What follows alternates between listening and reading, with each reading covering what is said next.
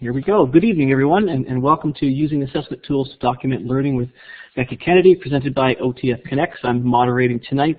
My name is Colin Jago, and one of the great things, I know, Syria, Becky, just so I can say to you, Syria Shirhan is usually here to sort of welcome people, but she had some stuff come up tonight, she couldn't make it. But Becky, she passes on her best and wishes you well. She just wanted me to let you know that.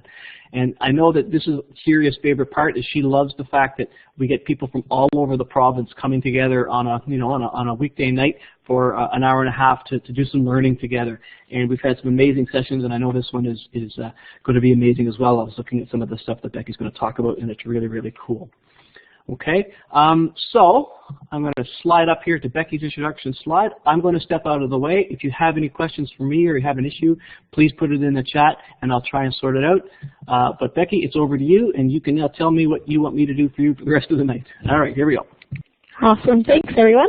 I'm glad you're all here tonight. It's my second session, so bear with me. I'm still learning Blackboard a little bit, so just be a little bit patient. I'm glad you can't see my red face as I'm getting ready to go. So I teach kindergarten. Taught everything up to grade 8, but kindergarten is sort of where my passion is right now. I'm excited about using technology, and I believe that it has a lot of power to move learning forward, especially with our young students and with our struggling students. It's such a motivator, and as well, there's so much more that can be done when you have the right tools in your hand. So hopefully I'll get to share that. I'm hoping you'll leave with some of those tools tonight. So we'll get started. I'm going to go through a few things relatively quickly, just so that we can spend more time and go a little bit deeper on Google Forms, which is what most people seem to be really excited about in the other presentations I've done. So bear with me, but you will have all the resources with you to go back and look on as time goes on. You'll see my Twitter username on the whiteboard. Please feel free to follow me on Twitter. I do like to have lots of followers. That way I can see what's going on in your classrooms and the things you're thinking about as well.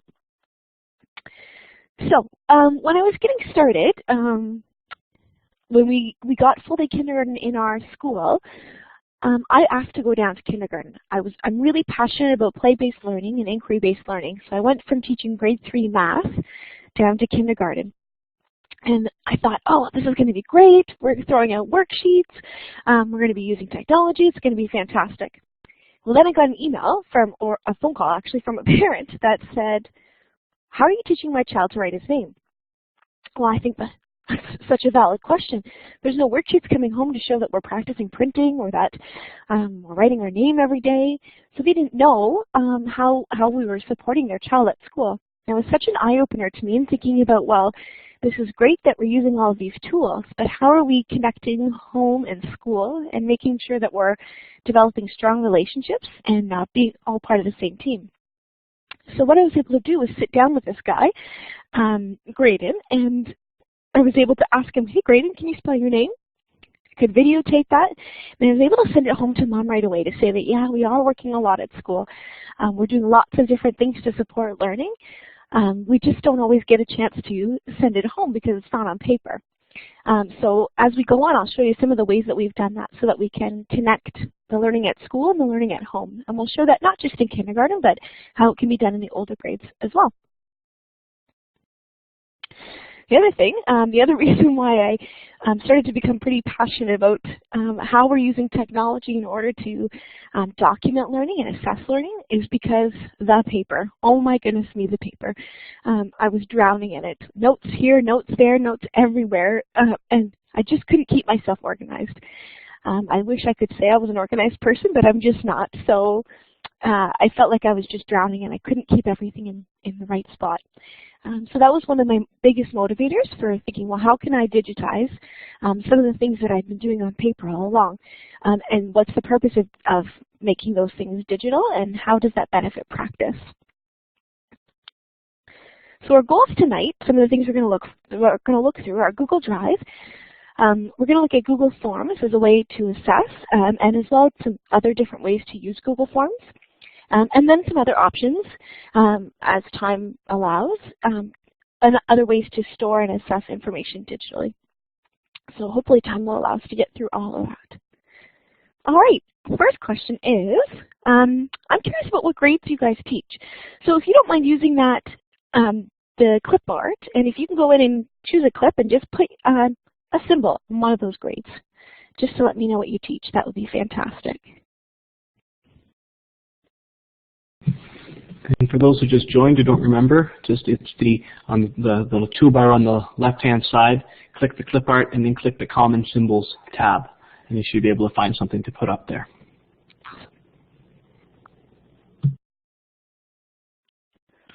Well, good supply teachers, you're going to like this. You really are. It's something you'll be able to use in your classroom, I think, as you walk in. Am I the only kindergarten teacher here? Excellent. Well, this is great. We'll be able to... My wife's a kindergarten teacher. Does that count? I can get her to join us. Sure, that counts for sure. I see a couple high school teachers as well. That's great. We will. The Google Forms are things that you'll find pretty beneficial in your classroom. I'm quite sure about that. Everybody who I've talked to about Google Forms or got set up on Google Forms calls it a game changer. So we will get there for sure. Excellent. So a wide variety. Fantastic. Very good. Oh, good. Okay, so there's one kindergarten teacher who's coming with me. I can see that in the chat section. Excellent. So we're going to move on. So in our school, we're pretty lucky. We're a tech-heavy school, that's what I like to call us. Each of our full-day kindergarten classrooms has access to 2 iPads, 1 iPod, a Chromebook, and 2 teacher netbooks. All of those things are either supplied by the school board or by our school. As well, my teaching partner and I, we both bring in an iPad that our students use. Now, that's not uncommon for the other classes as well. Every single class in our school has a Chromebook, has at least 1 iPad, and every teacher has a netbook. So we all have access to a lot of rich technology. We have several, we call them cows, computers on wheels, with I think 10 netbooks or 10 computers or 10 Chromebooks on each. So we're pretty tech heavy. We understand that, but that's not necessarily everybody's case. We've also taken the time to advocate for ourselves. We've talked about the reasons why we think that this technology is needed in the school and how it benefits our students, and we've seen the results as time goes on. So that is my encouragement to you as time goes forward, is use some of these resources that you get to go to your administration and explain why this is valuable and why it's needed. Some of the ways we've started to think about using technology, and this is a little bit of background information, but it's sort of important going forward to think about, it's not just, we don't just use the technology as a tool. How is it changing learning and how is it moving learning forward? So this is called the SAMR model. Many of you have probably heard of it now. It's been out for a little while. Just thinking about, well, how do we use technology? And the first step here is substitution. That's the cup of coffee. So that's just thinking like technology, it's just a tool substitute. So for example, you would be taking notes on an iPad as opposed to taking notes on a piece of paper. Maybe you're just using PowerPoint to make a presentation as opposed to a piece of Bristol board. So it has some benefits, but it's really just a substitution. It's not really doing anything different or changing the learning. Next one is augmentation. It's more like a latte. You add a little bit something to it. So it's a substitute, but there's some improvement to it. So thinking about using Explain Everything just to talk about a math question that you did, which Explain Everything is an interactive whiteboard app that you can use. Or using a shared Google Drive folder or a Dropbox folder. So you're not really necessarily changing information, but you're storing it in one spot. So it is a little bit improved. The next one is modification. So it allows for significant task redesign. So we're changing what we're doing. So thinking about annotating notes. So maybe you've taken some notes and you're using an app like Notability to annotate the notes and add some extra things to it. Or you're combining audio and video and text in a movie presentation like iMovie, or using QR codes in order to guide students to different videos or different activities. And then the last one is the redefinition. So that's the pumpkin spice latte. We're changing it into something that was never possible before.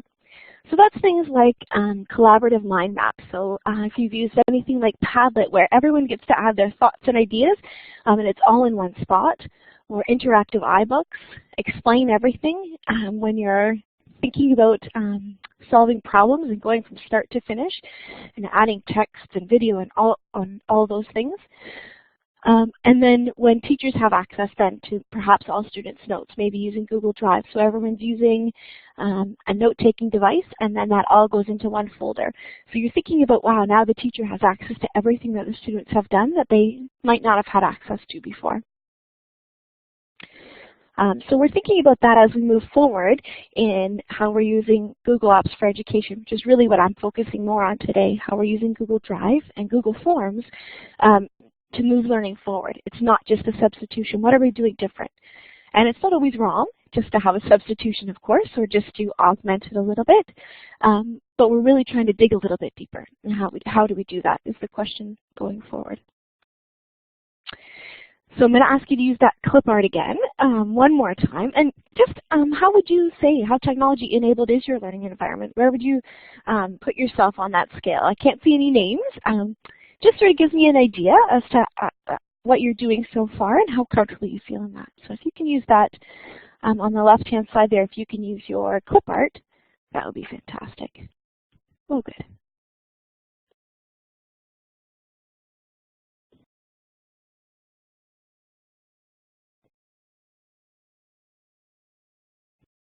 I see. Oh, you didn't have your hand up, Chris.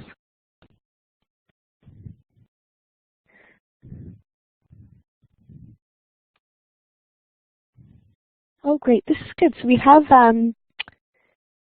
fantastic. We have a kind of a wide variety. A lot of people right in the center, which is great. We're starting to use technology. We're seeing that in most classes, I think, now. People are becoming more comfortable with it, and also our students are really demanding it more. So that's fantastic. And I see some people who are really integrating it into every aspect. That's amazing. And hopefully I'll learn some things from you tonight as well, which is great. Good. Okay, so let's get started then.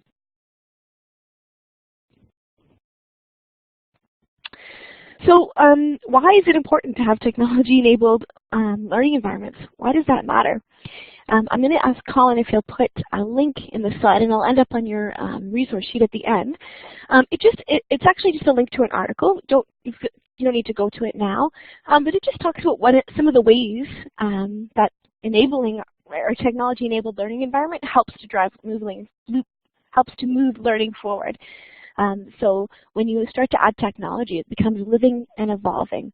Thinking about especially things like digital portfolios and interactive problem solving. Now your work is shared to a broad audience. So once you add Twitter or blogs, it's not just for each other. Work has a purpose for a broader audience like parents or students or the world. Work can stay with students now. It's not just a piece of paper that goes in the recycling bin. Well, now it's there forever. It's in cyberspace, so now you really own it, which is exciting. Obviously, it's more environmentally friendly when we start adding technology into our learning environment. It's easier to collaborate, so students can work together, which is fantastic. And it's easy to use. Assessment can be done anywhere. So if you're thinking about using your iPad or your phone or whatever you're using to document learning, you can do that inside the class, outside the class, wherever you are, which is fantastic, as long as you have internet access, of course. The other thing I want to you to think about as well is the 21st century learning skills. In our board, we're involved in a project called New Pedagogies for Deep Learning. And basically what that is really is it's thinking about 21st century learning skills. So what are the skills that students need moving forward? And thanks, Colin. He put in another resource for you. It comes from EduGames. It's something that's brand new, just put out by the Ministry of Education, that talks about why these 21st century learning skills are important and how we integrate those into our classroom. So the one question that I saw was how do technology-enabled learning environments assist with for, as, and of learning? And what came up was that it's real-time information. It helps us to understand more about what a student is doing. So if we're thinking about how a student is recording their thinking on an iPad as opposed to a simple worksheet where you see really the end result, the amount of information that you're getting from that student is huge. So then we can take whatever misconceptions might be happening and use that as a driving force to move learning forward. Students are able to have their questions and inquiries and demonstrations of learning they're captured, they're right there. And it's not just the end result, it's the process, which is really the most important and the most valuable part in the learning. We have it right there for us to go and reference. So when I'm thinking about how I store my students' work on Google Drive, I can go right back into their folder and see where they're at and what I need to do in order to help to move learning forward. And we're developing connections with parents and with students, and we're making sure that everyone understands that we're all part of the team that's helping to move a student. And then it's deeper learning through effective feedback. We're giving them specific feedback on specific aspects of how they're solving a problem or how they're writing or how they're coming up with a solution. Not just, not just the end result. Because once it's the final mark, that's really where the learning stops. They're not motivated to go back and improve and think about their work and move forward. So I encourage you to take a look at that resource when you get a second. It's actually really fantastic. And the last one that quote that kind of stuck with me is this quote, and it's more a kindergarten or early primary focused quote. Now, we're no longer working by ourselves anymore. We've kind of gone from being stuck in our rooms alone to working with a team. We're on Twitter, we're using blogs, we're going to PD. Casual conversations just seem to be happening more. I'm also noticing that parents want to be part of their child's learning, but they don't necessarily understand the new education. So in my experience, the more that parents know and the more confident they feel in the learning that's happening at school, then they're able to help their child to move forward. And then that develops the confidence in public education, which is really great. And my question going forward is always, well, what can I do to support developing that confidence? What can I do to make the learning more visible so that everyone can really be part of that in going forward? And then again, how can we help our students to be proud and see value in the work that they're doing? So going forward, connecting that to home and to each other. In our class we started, we do use technology on a daily basis, especially for portfolios. But we've also taken the portfolios from being digital to now we've moved some into paper form, which seems a bit backwards. But in our little kindergarten hands, having that paper that the pictures and the work that they've done, having taken that from Google Drive and putting it into a binder where they can touch with their hands and go back and look at, has been a huge game changer for us. So the learning is still stored online so that everyone can be part of that, but then it's also in their hands so that they have ease of access. So that was one of the things that I was thinking about, that it's not just about having things digital and not using any paper. It's not about that. It's about being purposeful in what we're doing and why we're doing it. All right, so we're going to start with kind of a quick review of Google Drive. If you can use that smiley face or the thumbs up, thumbs down in the very far left-hand corner, and if you can just give me a thumbs up or thumbs down if you've used Google Drive and if you're confident in that, because that will make a difference as to how much time we spend on that. Okay, so I see a lot of people who aren't using Google Drive, so that's great. We will spend some time going over that today. Excellent, that's great. So for Google Drive, the first thing you need to do is go to drive.google.com to set up an account, and I'm going to get Colin. Yep, you put that in the comment box for us. You don't need to go there right now. I'll show you a little bit about what it's going to look like, and then I'm going to have you go and do that. We'll take a couple minutes so you can set yourselves up on an account. And I have a little video that I'll show you first, and we'll go through that together. So Google Drive is basically an online storage tool. If you've never used it before, everything then that you were storing on your computer's hard drive is now stored digitally. Our school board supports Google Drive, so we all have accounts with our school board email address. Google Drive is divided up into, sorry, I'm just getting a, there we go. I just wanted to get a pointer to show you. So Google Drive is divided up into folders. All of these are folders that I've created. Along the side there, it shows where things that are in my drive, as well as things that have been shared with me. There's another piece there called Google Photos, which is on there. my most recent documents, things that I've starred, and my trash. So we'll get into that a little bit later on, but I just wanted to show you some of that. As well as part of Google Apps for Education, there's lots of different options. Some of those we'll go through today, and some of them we won't. Drive is the main one, of course, where everything is stored. Slides is basically the same as PowerPoint. Google Sheets, and we're actually going to go into that later on today, is essentially Excel. Docs is your word processing program. We're going to go into Forms as well later on. That's just not on this screen at the moment. So some of the things that you'll see when you open up your Google Drive are, again, your folders along the side here. These are other folders. And as well, one of the neat things about Google Drive is that you can share it, so you can collaborate with other people. And again, if you've used Google Drive before, I appreciate your patience. I promise we won't spend too much time on this, just enough to get everyone set up so we can move on to Google Forms. So this just tells you some of the people that you are sharing with as well. All right, so to set up your class folder, I think, Colin, we can try the web sharing tool. I think that's what it was called. Yeah, sure. Awesome. And so we can show, I have a screencast that we're going to show you. Now, when it pops up on the screen, you need to press the play button.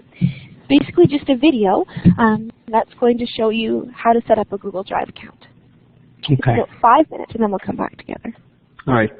So just to reiterate what Becky said, I'm going to hit get it started here in a second, and then there'll be a play button in the middle of the screen, and you'll have to hit it, and it will sort of play independently for everybody. So it'll play at slightly different speeds, probably depending on how fast your internet is, if it buffers or whatever.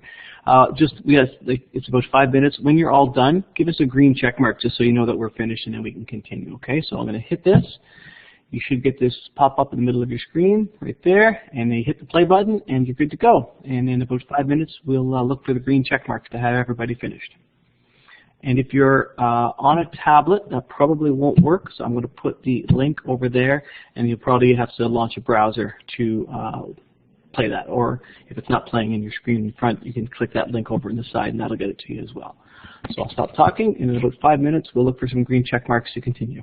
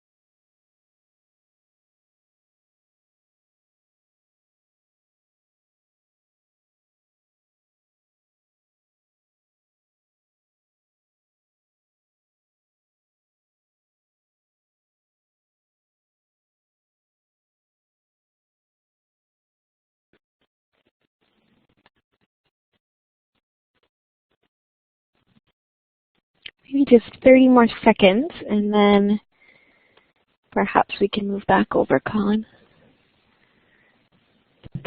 Sure, just give it 30 more seconds. While we're doing that, there's a couple of questions here in the side. Becky, I don't know if you have a second. Oh, sure. Now, I'm not sure how to put up my chat window again.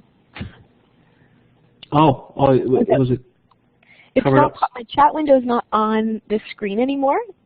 But I didn't want to go back to the whiteboard just in case I made everyone follow me. Yeah, you would have. All right, I think we're done with the video. We're going to go back to the whiteboard. Let's go back there, and I'll take a peek at the questions. There. Okay, sorry, AW. Just going to go back. That's good. Just take a quick. It was really that one. There was one about setting up an account, but I think we dealt with that one. Oh, great. Okay. So I see the one here about I have a folder in my Google Drive for the classroom and a separate Google Classroom. How do I link the two? So I believe you do that through Google Classroom. And I think it'll take me a couple more minutes because I need to go into Google Classroom in order to figure that out. So AW, I'm going to give you guys a little bit of time in order to kind of explore Google Drive and Google Forms later on. So I'll go into Google Classroom and answer that question for you later on, if that's all right with you. All right, so let's go back into, so we'll talk a little bit more about setting up your folder very briefly. And I apologize that we're going to go through this part relatively quickly. And that's because Google Drive, you just need a little bit of time to play with it. And once you've played with it and you start using it, I promise you it kind of becomes second nature. And I do want to make sure we have enough time to get into Google Forms. So AW, if I happen to not answer your question, I'll be sure to give you my email address and we'll solve the problem that way as well as time goes on. All right, so one of the things you're going to do, again, the video showed you how to create a folder. Hopefully you were all able to watch that. It's actually the same video that I did in the first presentation. I just thought there's no need to reinvent the wheel, so we all know that. So you want to create a folder, and then if you're thinking about setting one up for your students, you're going to create a folder for each child within there. Now, most of you guys aren't in kindergarten like I am. You're in upper grades, and so your students can create their own Google account. And then in a couple of minutes, I'll show you a little bit about how they can share with you. That makes it a little bit easier, and that way you're not doing the work, and the students are certainly capable of doing that themselves. It was just not a spot I was willing to go with my kindergarten guys quite yet, dealing with all those passwords. Some of the other things that you can do within Google Drive, one of these ones is a sharing feature. So this is Google Docs, the word processing program. And I have a screencastify that's going to go up. I'm actually not going to send you there today because I don't want us to run out of time, but I would encourage you to go and look through it afterwards if you like to think about how we can use Google Docs, the word processing program, in order to give feedback to students and share work and collaborate with colleagues. So Colin, if you don't mind putting in that screencastify, it's that Google Drive link, that will be fantastic. So basically what I was doing is I'm showing you my son's work. He's in grade 3. And he hates writing. But as soon as he was able to use his iPod to type out a paragraph, he ended up typing out this 3-page long essay about his hockey game, which was super exciting for me. What I noticed, though, what was the neat part, is that he was able to share that work with me, and then I was able to help him out by providing him some encouragement, some feedback.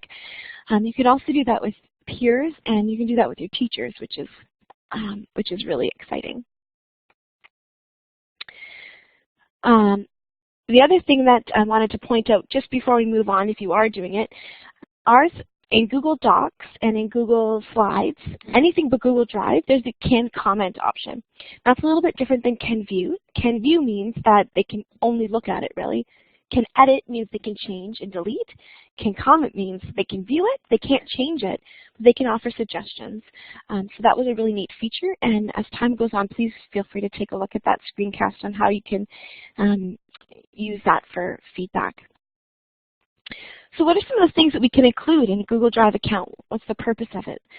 So we like to think about photos and videos, learning stories, pick collage and Padlet. So anything that you're collaborating on together can be stored in a Google Drive account.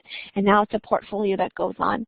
Explain Everything is an app that I'll give you some resources on later if we don't have time to get to it.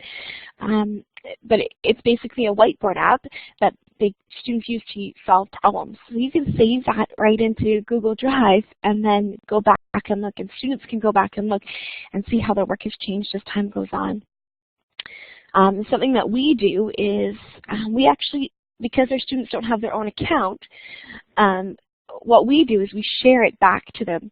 So they will be able to have an account. Every student in our school board has one. We share their portfolios back to their account. That way they started a digital portfolio streak from kindergarten. So by the time they're done in grade 8, they can go back and look and see some of the really great things that they did when they were just little peanuts in kindergarten. And of course, you can do that in any grade. It makes it easier as your students get older to set up their own accounts and to have access over that. So that's great. I have a little tutorial here on how to insert photos and videos. Again, I'm not going to spend a whole lot of time on that, other than to tell you that it's super easy to upload photos and videos. It works seamlessly with your iPods and with Android devices. And I'm an Apple user, but my teaching partner is an Android user, and I have to say that it works even better with Android devices. All you want to do is open up the Google Drive folder of the student in question and click that little plus button at the bottom. And then you can upload photos and videos or use the camera. So we actually take photos of their work, and your students can do this themselves as soon as they, right in the middle of their work. In the process, they stop and they can take a picture, and then that's uploaded and we can see the process as time goes on. Something else that you can do in Google Drive, this works for Google Docs, Google Slides, anything, is you can rename folders. So anytime you click on the little I button in Google Drive, you can rename it, and you can make the name as long as you want. So something that we've liked to do is we've changed some of the photos and videos and documents into curriculum expectations and actually attach the feedback right into the name of the document. That way it's right there, and it's easy to go back and look at. All right, so let's get to the meat and potatoes, and really what I'm sure many of you guys signed up tonight is Google Forms. And we're thinking about how we can use Google Forms in order to transform our assessment. So Google Forms is basically the best way that I've ever heard to describe it. It's kind of like an online quiz or an online survey that you get sent and you just answer and respond. So thinking about how you can use that in the classroom. So again, once you have your Google Drive account set up and ready to go, and I will give you some time to work on that a little bit later on as well, you open up and you'll see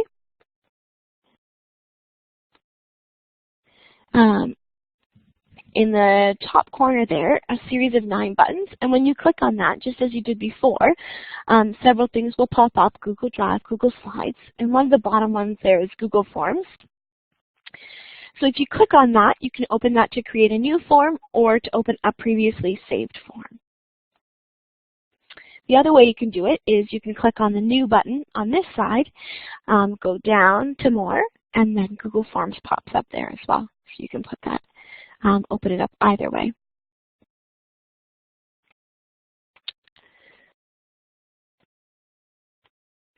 So once you're in Forms, you can start a new form. So the plus button here is to start a blank form. One of the other really great things about Google Drive or Google Apps for Education is that they've developed so many templates, and most of them are applicable to education now, obviously because so many educators are using this. So you're going to be able to choose a template from one that's already created or start your own. Colin's going to put up a link there for the Learning Center for Google Forms. They have a Learning Center for everything thanks to Google. And what they can do is, what the Learning Center does is it just goes through everything step by step. So it's just another resource for you to look back on. So Roberta said, where's the Forms button? When you're in Google Forms, you need to click on New or click on the 9 buttons, Roberta, and then you'll be able to see the Forms option. You might have to scroll down to More first, and then it'll pop up on the side. Hope that answers your question. All right, so what I'm going, good, excellent. So what I'm going to do right now, actually I have another, it's actually a clip of a YouTube video. This Teacher's Tech guy is phenomenal. So I'd encourage you to go to his YouTube channel and check out some of his other videos. But I have a little clip of a video. So Colin, if you can grab the drive.google.com one, we need to do the webcast again. We can try that. This one's about 6 minutes long, but it explains how to set up a Google form beautifully. So I think it's worth our while to go take a look. It's actually out of a 22-minute long clip, which I did debate showing, but I thought that's a bit ridiculous. So I'll put the link into the clip later on. But right now we can go and take a peek at this screencast. So 6 minutes, again, if you can do the press play once it pops up, and then if you can give us the green check when you're ready to move on, then we'll go from there.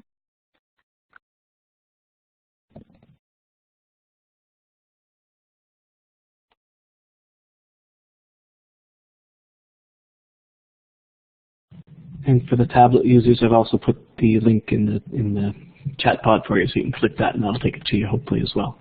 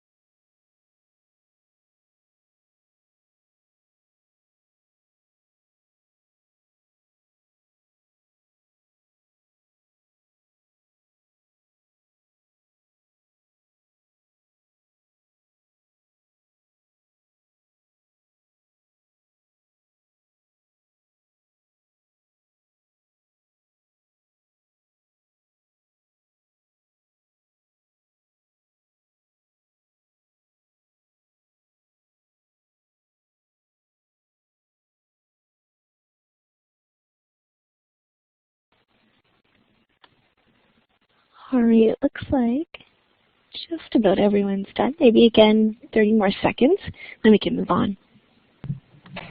Okie dokie.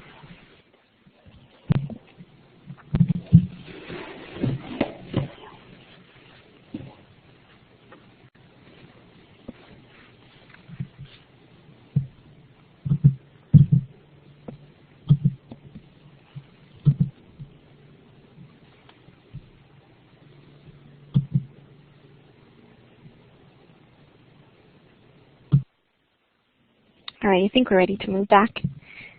All right, move back to the whiteboard. Here we go. Awesome. So just a couple of questions came up once I figured out how to move my chat window back to where I had it before. Oh, one of the questions that I just got was, do Google Forms recognize French?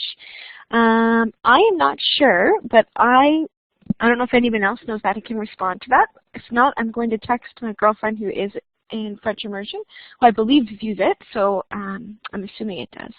But I will text her and get back to you, Sarah. It was a great video. I hope that it was able to just kind of give you a picture about some of the things that you can use Google Forms for. We'll go into that a little bit more in a second.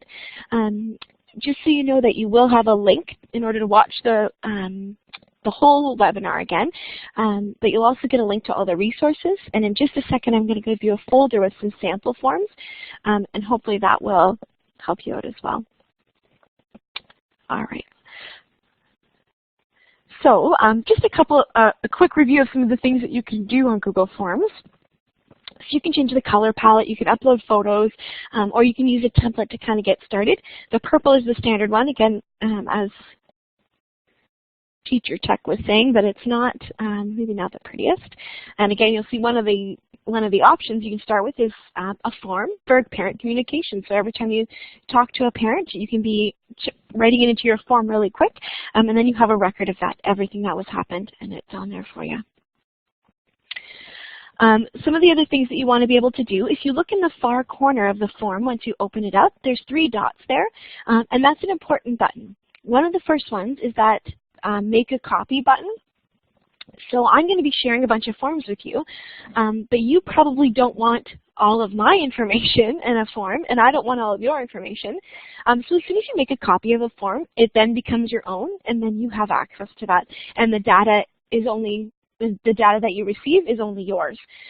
So unless you want to collaborate on that and have everyone's data, that make a copy button is important. The other one down here, adding collaborators, so people you want to help edit the form. Add-ons, which I'm going to get, which is one of the most exciting things about Google Forms, is down there as well. We'll talk about that a little bit more in a second. Okay, so again, creating questions. He showed you that you have lots of different options for questions, checkboxes, multiple choice, drop-down menu, short answers, and paragraphs are there as well. You can do a scale, you can do grids. There's so many different options in how you can create questions and what that looks like. You can also add, using this little plus button here, you can add new questions. Something else super cool is that you can add videos and pictures. So if you're thinking about a reading response perhaps, or a response to a video, you can do that right in a Google form and have your students answer it, and then you have all the results in one spot, which is really neat. There's 2 double lines on the bottom is to help you create a new section. So when you think about an online survey that you might have done, that you have to press next and it goes to the next page, and you answer more questions, and you press next and it goes to the next page and you answer more questions, that's what that helps you to do, as opposed to one super long survey that you have to scroll down to answer. But again, that's more of just a preference. When you do press the add, I'm just going to go back. When you do press the add a video button, this little YouTube button there, something that you need to know, and this confused me for a while at first, is that the video is one question, and then if you want a response to it, that's the second question. So that will go after that. But you can explore that in a minute, and that will hopefully make itself a little more clear. Another button I wanted to show you is this little settings button here. It's the gear button. And what the gear button does is well, I'll show you in just a second. I just want you to know what that looks like. When you do press on that button, what that does is it allows you to share your survey with either specific people. For us in Simcoe County, I can share it with only people in my school board, or I can share it with anybody. Some options here are they can submit only one response. So it depends on what you're using your form for. So if you want students to answer a quiz and you only want them to have one try, you could click only one response. For me, I use it for all of my anecdotal assessment, and so I want to be able to click, click, click, click, and do it again and again. A confirmation page that will send a response to your whoever has responded to your survey. So maybe it says thank you for responding, or we appreciate your time. Some of those options there. And then down here, again, they have options to submit another response. They can come back and edit their responses, or maybe they want to see a summary of the responses once it's done. Two other options, you can show a progress bar to how close they are to being finished, or they can shuffle the questions. So that's in the setting page. Those are some of the options that you have to go for. As well, in that settings page, you have the option of sending the form. So this is what it looks like when you send it. You can send it via email with a link, or you can embed it. So, for example, our grade 3s, when I taught grade 3, they wanted to send out a survey to the teachers, and I can't remember what the question was. They had a bunch of different questions, but they created the surveys, and then they sent them out by email to the teachers in our school who were able to respond. And then they were able to get the results right away, which they thought was really exciting. They had also sent out a survey via Twitter at one point as well, and all you need is the link, so you're able to post that up there. Our kindergartners even wanted to make a survey, a Google form, to find out what teachers' favorite foods were. So even kids as young as kindergarten are able to develop that, and then they're seeing the purpose for these statistics. Why do we need this information? What is it beneficial for? It makes it really exciting for them. I help our student tech support team. So that's just a group of students who go into classrooms and support teachers in trying to use new technology. So they created their own form and sent it out to teachers to find out what technology they were using, what assistance they needed, how often they used technology. And then they created a second form to find out what times they had available and what needs they had. So they were able to do that all virtually, which was pretty exciting for them. So it's easy. Oh, and this year our my administrator sent out an information sheet for what we wanted to teach next year, so to get that feedback via Google Form. So again, he's now using them and able to go back and look at the big picture in a spreadsheet quite easily. So which is really exciting. So you can also send the link. There's the shorten URL button right here, and that just makes it easier if you are perhaps sending it home on a newsletter, a paper copy newsletter, or something that they'll need to type in. If you press that, it will give you just a shorter URL as opposed to this long one. And the third option there is to embed it. So if you wanted to embed it perhaps in your school blog and have an ongoing survey up there, then they can go back and respond. And we'll get into some of the ways that they use that.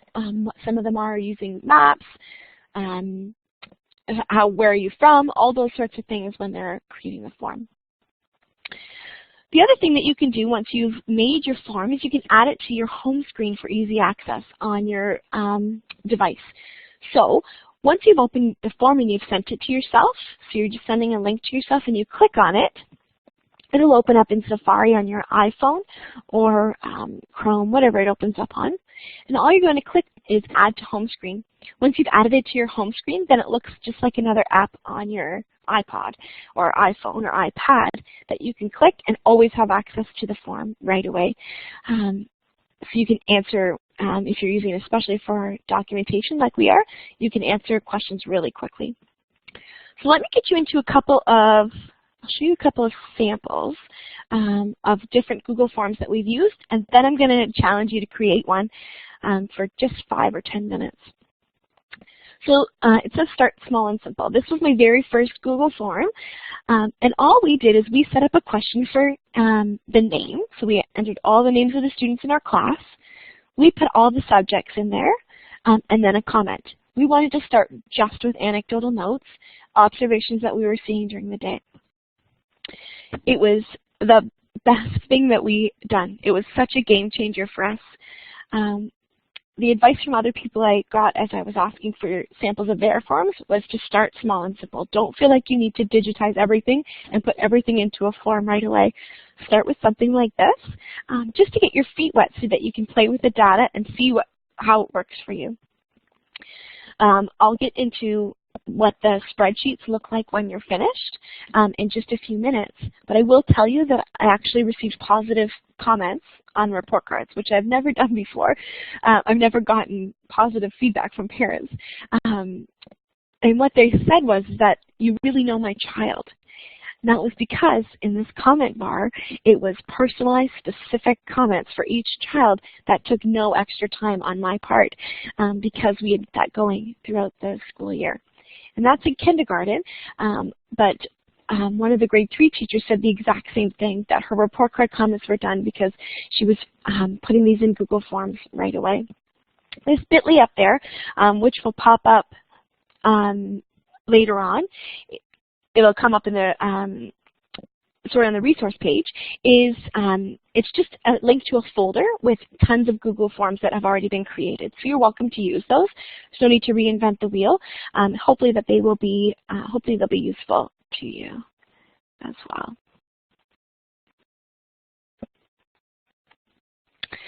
This is the next form that we've created as well. Actually, I can't take credit for it. It was sent to me by our kindergarten consultant for our school board. And what they did is they put every single overall expectation into a form, and I added my students' names at the top. And so now I'm commenting specifically on what expectations I'm seeing from my students, which is really exciting. It goes, now I can go back and look and see what have I missed, what have I got to, who's displaying what. So we're thinking about coming at it from an asset-based stance, and we're also not necessarily teaching everything in the same order because students are showing their knowledge at many different times. I'm able to keep track of that in a very easy way. So there's a sample of that. And this is a grade 3 form from one of our grade 3 teachers, and she uses one just plain form, and she has a spot to choose names. She comments on what subject area, and then she puts her observation in there. Done. Super specific comments, done, ready to go. She can go back and know exactly what she needs to do in order to move forward. Something else we've started doing this year as well, another option, is we've actually taken paper tests that we've been doing and putting them into Google Forms. So then now we're really getting a full picture of a child, and we can go back and easily look and see the results over time. And especially when you're thinking about looking at your class as a whole and looking at your kindergarten division or your primary division as a whole, going back and really seeing those big results is kind of exciting. And I wouldn't consider myself a data junkie until I started to see this. So great question. Do I enter this information during class time or afterwards? I do it on the spot whenever possible. There's that fancy little button on your iPhone that is a speaker button, and I can literally just speak my comments in. So I type out what expectation I'm seeing, I speak them in right away, done. The only downfall of Google Forms that I've ever seen is that you can't take a picture and submit that as a comment in a form. So I'm really hoping that Google comes up with that very quickly. They haven't done it yet, but I'll show you how you can do that later on. So good question, we're ready. It's not an app. Google Forms isn't an app. You need to create the form really on your computer. It doesn't work well creating forms on a tablet or a mobile device, but you can input into the form on your iPod or your iPad, if that makes sense to you. So once you've opened up the form and saved it so it looks like a little app on your device, then you can answer it, but you can't really create them on your form. So this is a sample math assessment from grade 6. So one of my teacher friends used in his guided math lessons, he sat there and did his guided math, and then as soon as the students were done, it took 3 minutes. He would put in the student's name, what unit they were talking about, super fast level of understanding that he saw, and then a comment for moving forward. Very, very easy. And again, then you know where you're going tomorrow, right away. It's pretty exciting. The bit.ly there is actually just a sample of his form, so you can go and fill it out if you'd like. Just gives you something new to try, something different to try. Another option is ABC tracking. So if you're thinking about behaviors in students, we were doing it on paper, but how much easier is that on a form, having it right away? And I put two options up here just so you can see the difference between adding the different pages when you can add sections and click the next button, or one really long form. It's whatever works well for you.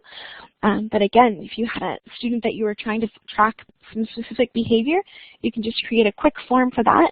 You're ready to go. And then you can go back and look and see improvement over time. And we'll get into the results pretty quickly now. Show you what that looks like. The other one here is zones. So an option is creating a QR code once you have that link to your Google form. When I showed you how you can share that, you can create a QR code out of the link, and then students can just scan the QR code using any device, and then they can either answer a quiz, perhaps they can go into a book, maybe they were doing a book review, or you could have a different QR code for each student, and you just take a quick picture if you wanted to and get into their folder. So this was an option for zones of regulation, which is what we use in our class. And then you can go back and super quickly find out, well, the student has been in blue every day this week. I really need to go back and come and check and figure out why do they seem to be so down every day? Are they tired? Are they sick? All those sorts of things. So a good question, how do you create the QR code? You literally just go to Google and type in QR code generator, and then copy and paste the link from the Google form, and then it creates it for you. Creates a little picture, you can save it, and then use it however you'd like. All right, I want to give you time to experiment with the Google form, but due to time, I think I'm going to save that for a little bit later on because I want to show you some of the results in the Google form. I do want you to be able to experiment with that.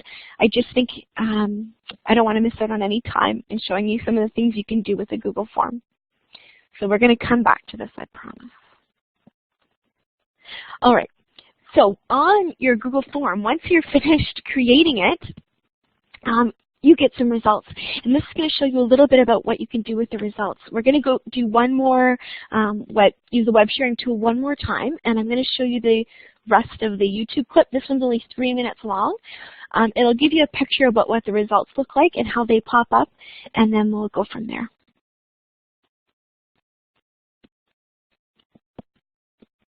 Just give us that check mark again once you've finished it. This one won't be nearly as long. All right, here we go. So just a few minutes, watch this one, and then give us the check mark, and I'll put it over in the chat box for the people on tablets as well.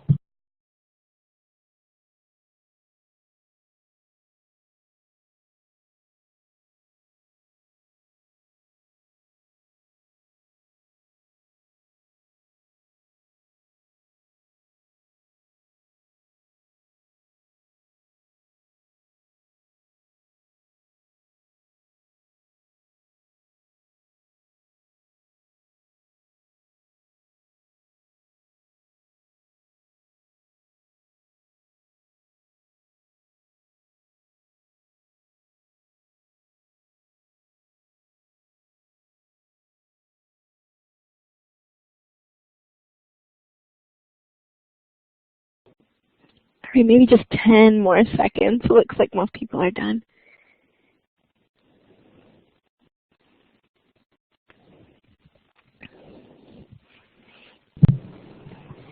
Yeah, I think we're good now. I'm coming back.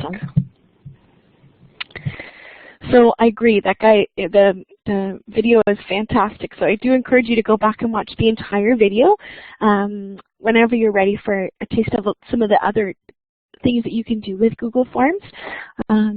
It's just fantastic.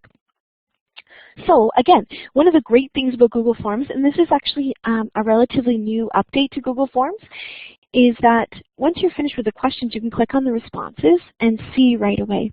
So this is the grade 3 survey that's popping up. I can see how many responses I've given each child. So I can see if I'm being equitable, first of all, in my feedback in my observations, which was a big downfall for me at first when I first started to share, or when I first started to use Google Forms, is I discovered, oh rats, there's a few of those quiet students that I seem to be missing. So I actually had to go back to a paper checklist to make sure that I was reaching them all. So this has answered that for me. It tells me some of the feedback that I'm giving, as well as what subjects I'm tending to use it more for. Not that that's bad or good, but it's just nice to be able to see that. And sorry, Michelle, I'm just coming back to see your question here. I'm assuming I'm having a hard time with my chat window. It seems to be, it's not working exactly well for me, but I will share that with you for sure, Michelle. Something else that we really liked on here was that it was tracking changes over time. So I just did a couple of sample responses to that zones of regulation, or how is your engine running question. Thinking about quickly, I can see, well, right away my students are, I have a third in blue, in green, and in yellow. Nobody was in the red zone, so that was pretty good. Unfortunately, I haven't figured out just how to change these to match the color zones, which would be really easy. But quickly I can look back and see, oh, somebody feels sad, somebody's excited because we had an assembly today, going from there. Oh, Mariette, he's making the videos, I believe, using Screencastify, which is a Google add-on, or Chrome extension, I believe it's called. And what you do is, if you go into the Chrome store and Google Screencastify, it'll pop up, and then as you're talking, you're able to go around and shows exactly what you're doing. Fantastic use for students as well. So it's called, I believe he's using Screencastify. He could be using the green screen as well. Screencastify is the easiest app that I've seen to make it work. The other one that I've seen as well that we use that's easy to show responses per student, and again, this is all pops up after your Google form if you go into the response tool, is now we can see which students we're missing and which students we have more observations for. Very quickly I can see that Mr. Graydon has a lot of responses and Mr. Ethan doesn't have quite as many. So that will focus my observations perhaps for that week. So thinking about how equitable I'm being in my assessment. The other thing too is I can see is using that other form that I showed you that had the overall expectations, I can go back and see what expectations am I commenting on more, and what am I missing. So we're in kindergarten especially, well in all grades, but in kindergarten we're coming at it from an asset-based stance. So what are my students showing me? What am I seeing displayed? So if there's some things that I'm perhaps not seeing displayed, maybe that'll focus my teaching in the next couple of weeks, or focus my observations in the next couple of weeks, and we can see that right away. So if you go into the spreadsheet tool and you use Google Sheets, your spreadsheet is created for you automatically. So once you've created a Google form, it does create the spreadsheet for you. Now this is what I started using before I noticed any of the other, the other response tools were available to me, the graphs and all those other things, was just a spreadsheet. What it does is it pops up right in, it populates everything for you, and now I can come in here and I can put things in alphabetical order. So I can organize by student, I can organize by time, I can organize by subject or strand, and then I can quickly see results of a group of students overall, or of a specific student overall. So it makes it very quick. We started putting in running records as well in there, so we can see very quickly where our students are growing and how quickly they're growing. We can make our guided reading groupings done just by very quickly entering in our running records. So that's just one quick way to use Google Forms as time goes on. And again, this is what it looks like overall. I was able to organize some of my quizzes, answer the questions right away, see which students fit into which category, and organize by timestamp to find out, well, what am I missing? Who have I not reached? What names have I got to as well? So again, all you have to do that is you click on the name and you would double click, and one of the options is sort A to Z. So just the same as Microsoft Excel works too.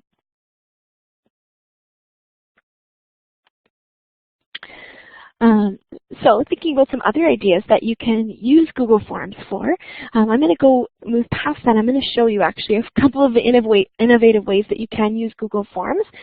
Somebody named Tanya Arvis, who I enjoy following on Twitter, has some fantastic ideas. So she has a presentation that, a slideshow that Colin will put up in the chat in just a second as well. It'll pop up in your resource sheet that give you some different ways that you can use Google Forms in your classroom. So some of the ways that we've seen used before is that you just enter in success criteria in a Google form, and before your student hands in a project, they fill in the Google form, clicking off that they've met that success criteria so that they know that they're on track and what they've done. Using it for, again, running records. For parent-teacher interview sign up. I'm going to show you I'm going to give you some links to some of the add-ons that you can use in Google Forms that takes away time and options once they're done. So you can have your parents sign up, and then once that time is filled up, Google Forms automatically takes the time away for you, so you don't have to worry about it. There's a couple of other blogs on there that Colin's added them already that just give you some different ideas on how you can use Google Forms. So we've just really scratched the surface today, but there's so many different things that you can do with it moving forward that just really help to support learning. As well, that bit.ly folder there is the same folder as before that gives you access to lots of sample Google Forms that you can use moving forward. So I'm going to quickly touch on some of the add-ons to Google Forms. So Google Forms is it's all set up the way it is, but there's also some add-ons which I did told you about when we first started with Google Forms. And what they do is that they take the forms and they use the data and they create something else. So there's a couple of videos that Colin will put up on the resource sheet that if you're interested, I'm not going to spend our time today going over each of those videos because it's one of those things that you really need to watch when you're ready to do it. So one of them is Choice Eliminator. That's what I was talking about with parent-teacher interviews or perhaps group sign-ups. It removes choices as they're selected. So if you only wanted 5 people to be in a group about working on a project about Ontario, then as soon as 5 people signed up for Ontario, it wouldn't be an option and I'd have to choose a different choice. So it's perfect for student-led conferences or grouping sign-ups.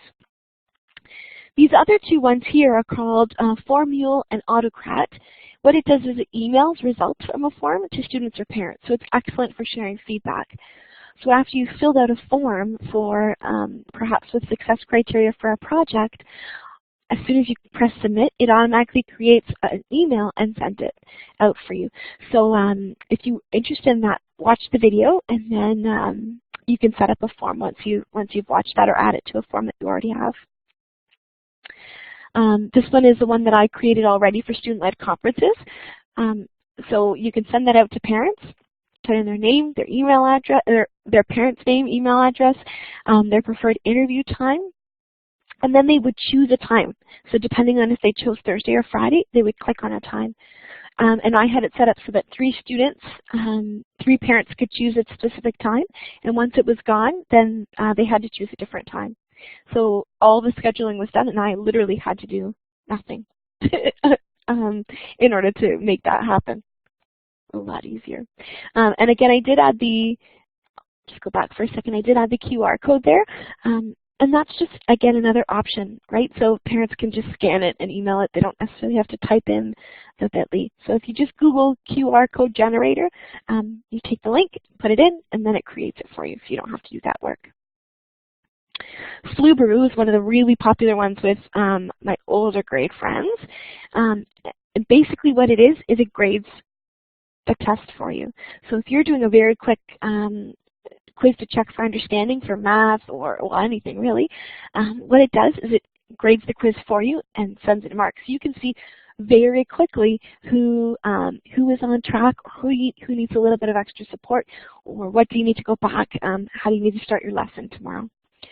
So again, there's 2 videos there, but I'm not going to spend the time doing that today because it's something that you need to use right away as soon as you're ready to start it, or else you'll have to watch it again anyways. One of my favorite add-ons is called DocPender. I did create a little video for you, which you're welcome to watch if you're interested in this as well. Basically what it does is it takes information from your form and turns it into an individualized document for each student. So anything that I put into the Google Forms now goes into a document for my student. So for example, student X met 3 different curriculum expectations, and they were able to put it in, it puts it into a form for them that I can then share with their parents to show them what specific expectations that they were meeting, or just for my own personal use to go back and see kind of the overall picture just for that student. So again, it helps with personalizing report card comments and personalizing feedback too. So you're welcome to go and take a peek at that video if you're interested in using DocuPender. Again, though, as I said before, please start small. Start with just creating a Google form, thinking about ways you can use it, and then experimenting with those add-ons. Okay, so we have about just under 10 minutes left. I have a few other things that I wanted to show you about Explain Everything in EasyBlog Junior, but I went over that in a previous OTF Connects webinar, so I'm not going to worry about going over that today. I'll just ask if Colin doesn't mind adding those links in. That would be fantastic. What I'd love for you to be able to do for the next 8 minutes is I'd love for you to be able to experiment with the Google form and then come in and ask questions. If you can figure out how to add that link in there, use the text tool and type in the link there or copy and paste it onto the whiteboard. That way we can experiment with each other's forms.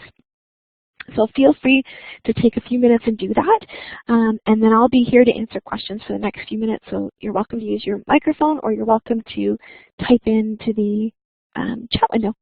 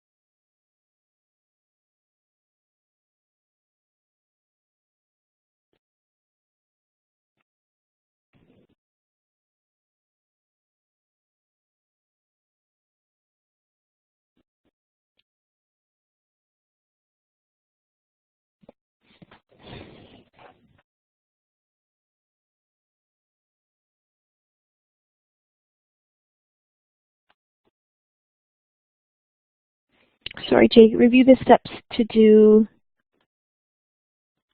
what in AW? I am coming back to your question.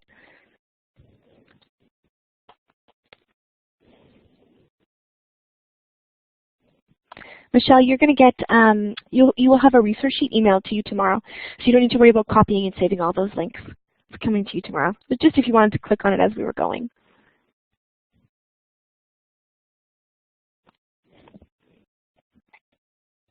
And I am noticing a couple of people asking for access, so I need to go back and just make sure that the folder that I've shared with you gives you all access, and I apologize, but I thought I had set that up that way.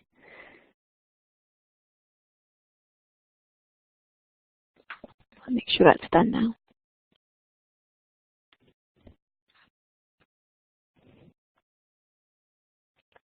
Sarah, I'm just checking my texts.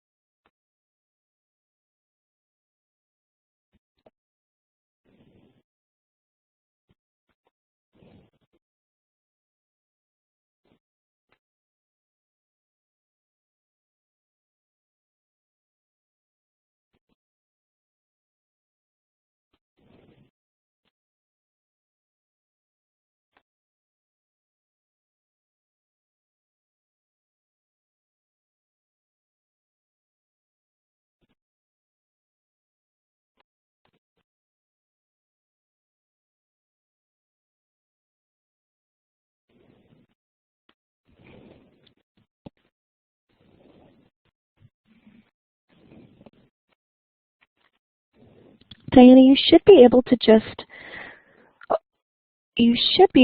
click on that bit.ly. If you're signed into your board account and you click on that link with all the Google Forms, you should be able to just get right into it and save it to your board account. You just need to sign into your board account first, I believe.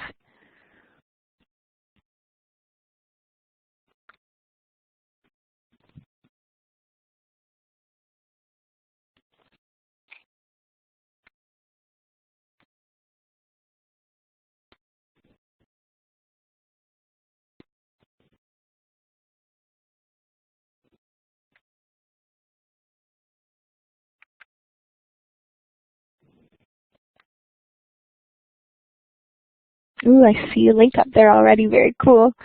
I'll be sure to try that out.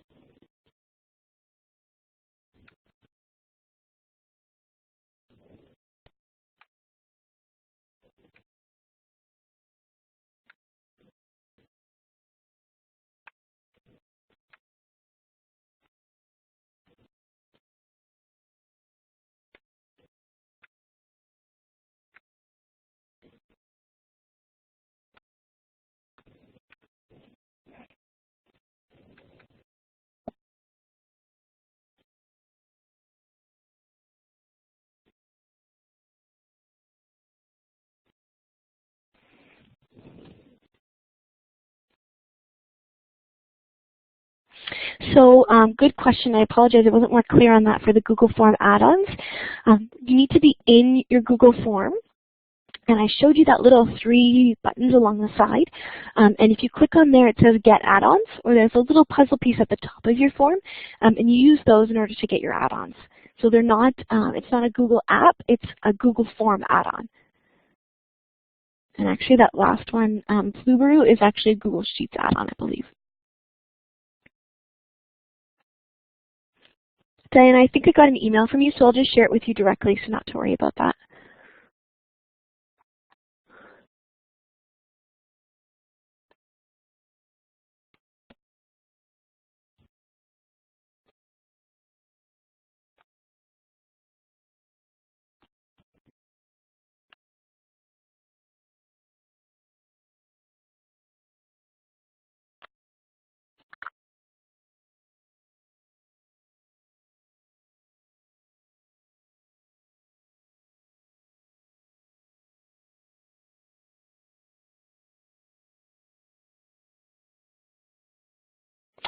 Yes, Mariette, you can, when you're in your Google spreadsheet after you've made your form, you can sort it either by dates, you can sort it by students, you can sort it by subject. That's one of the beauties of the Google spreadsheets is that, or Google Sheets, is that you can sort it in any way you want. So once you've created your form, you can use the information in lots and lots of different ways. Awesome.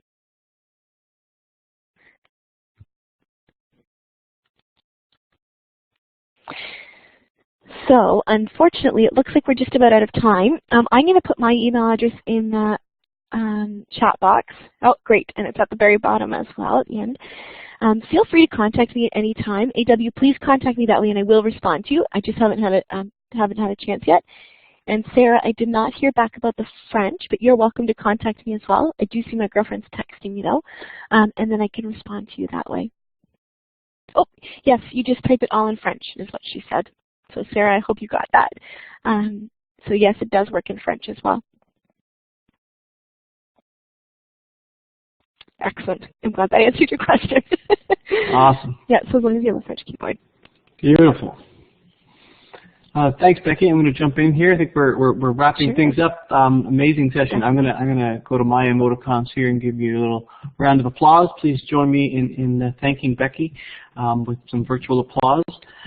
Just a couple things before we zip out of here, everybody. The resource page will be sent to you tomorrow. Once we get it all sort of uploaded onto the website, so you'll have access to all those links as well as the recording. If you want to go back to the session, if you missed something, you want to check it out again, or you want to send it to colleagues, please feel free to do that as well. There is a link here on the whiteboard right here for a feedback survey that will automatically pop up when you close out of Blackboard Collaborate. So we do ask that you take a few minutes and fill out the feedback. It's very valuable for both OTF and for Becky as we plan future sessions. And if you've done this before, you know, but when you're finished your feedback survey, you'll get an opportunity to print a certificate of participation, the kind of thing you can add to portfolios and that sort of thing. So that's very helpful as well. And that certificate option is only available for the next 48 hours. So we ask that you do that right away. And if you want the certificate, you have to get it fairly quickly. Obviously, there's also more OTF learning sessions coming up. They're happening all the time. Here's some things happening just in the next couple of weeks. Some more math stuff and some really cool things going on. Again, some more Google Apps things and lots of different things. Okay, so I'm going to stop the recording now. Oh, actually, there's one more thing. If you want some money for ABQs, I forgot about that. OTF also has some subsidies for teachers for providing for taking AQs and ABQs. So I'm going to thank Becky again. Thank everybody for spending time with us tonight. I'm going to stop the recording, and then if there's any last minute questions, we can do that as well.